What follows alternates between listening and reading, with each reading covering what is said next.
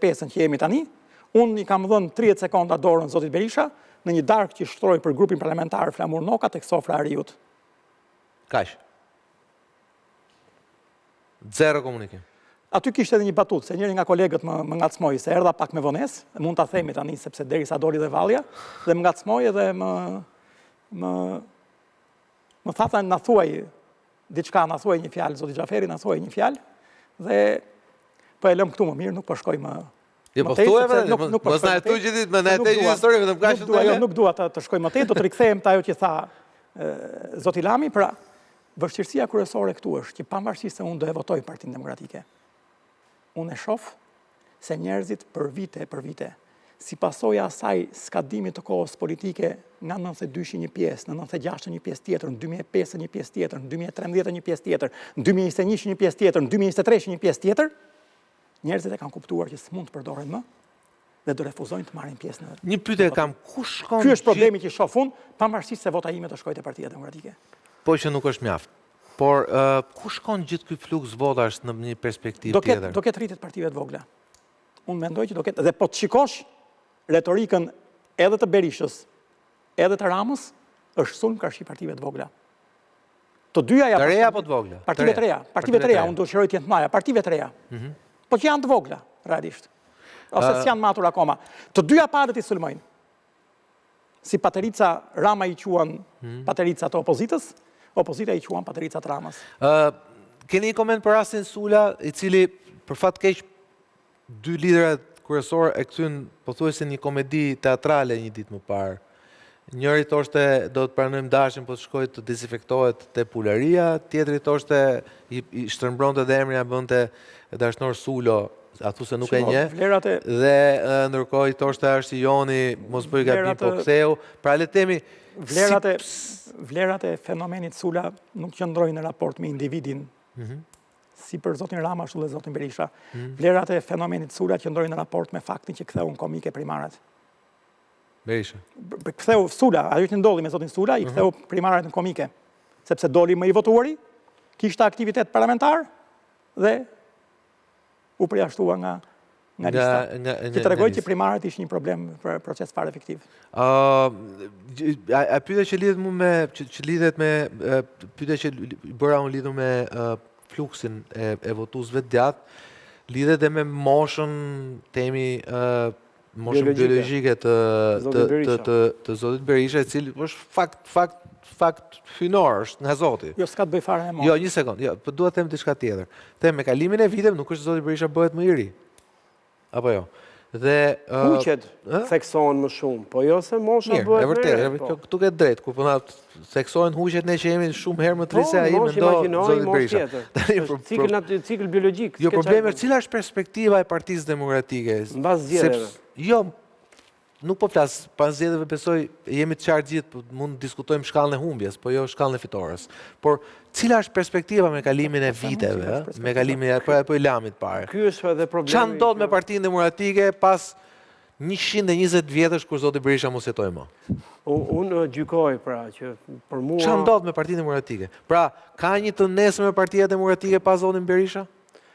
Për mua se kjo është pyetje e fortë, për mua cikli i zhvillimit Partisë Demokratike mbyllet në momentin kur zoti Berisha mbas zgjedhjeve lokale nuk ka për rrugën për leadership të ri të kësaj force politike, por përkundrazi ndërton strategjinë e tij, siç u materializua në përgatitjen e listave për të zgjedhur besnikët, sejmenët, të nënshtruarit, ata që janë pa perspektivë. Pra thoni fillon goditja me 12 maj dhe përfundon në zgjedhjet e ardhshme lokale. Dhe e gjitha kjo të çon në logjikën për ta bunkerizuar më shumë Partinë Demokratike dhe jo për ta hapur atë.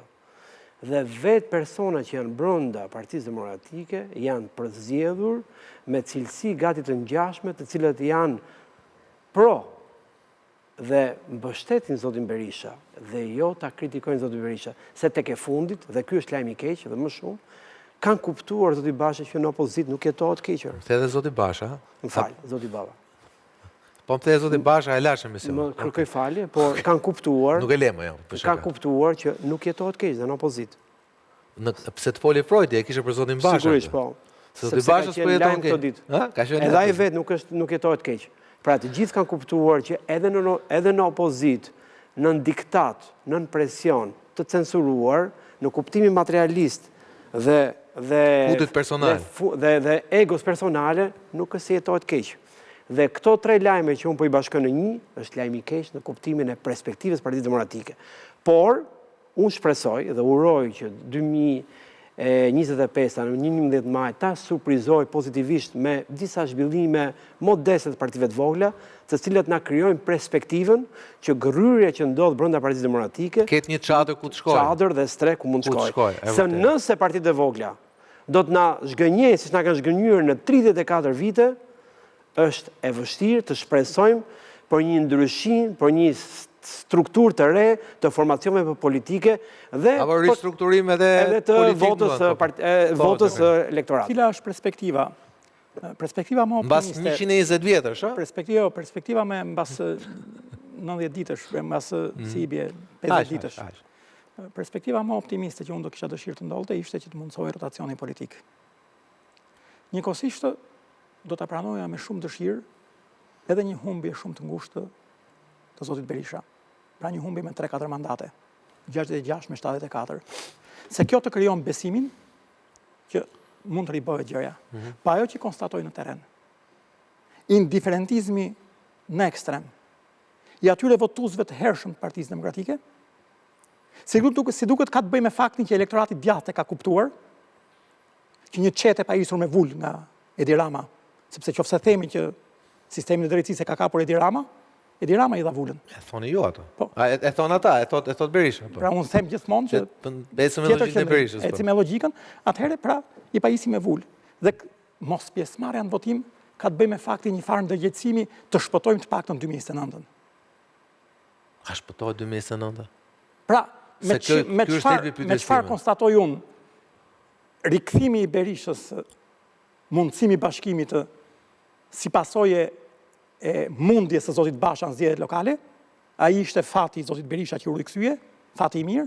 Në 11 maj do jetë fati i keq i zotit Berisha, që po Lulzim Basha do të detyrojë të largohet, sepse nëse nuk merr as rezultatin e Lulzim Bashës në 2021, erdhi sepse e mundi Lulzim Basha në zgjedhjet lokale dhe doli faktori më i rëndësishëm opozitar, por nëse me 11 maj nuk merr as rezultatin e Lulzim Bashës në 2021, atëherë në mënyrë të padiskutueshme nuk vlen justifikimi për të thënë që mi vollën e kontestimit të zgjedhjeve, por duhet të krijoj mundësinë që opozita të ribëhet për 2029. Duhet desha kur ju pyeta për zonin Leçivita, më tepër do e dila diku tjetër. Zoti Berisha ka bërë një kërcim spektakolar për moshën që ka, jo moshën biologjike, por moshën politike, nga një sovranist i thekur deri në 4 nëntor të vitit 2024, në një pro-amerikan super thekur pas 5 nëntorit 2024 ku fitoi zoti Trump. Pra u kthye nga një sovranist në një globalist. Në një globalist, jo globalist, në një pro-amerikan trumpist. Ju i besoni këtij vokacioni zotit Berisha? Shiko, unë do të thoja që do t'ju ndihmoj pak. Ju lutem regjia, tani do të shikoni një video të vitit parafundit, më duket, kur zoti Berisha ka qenë kryeministër, në një mbledhje qeverie. Ta ndjekim pak.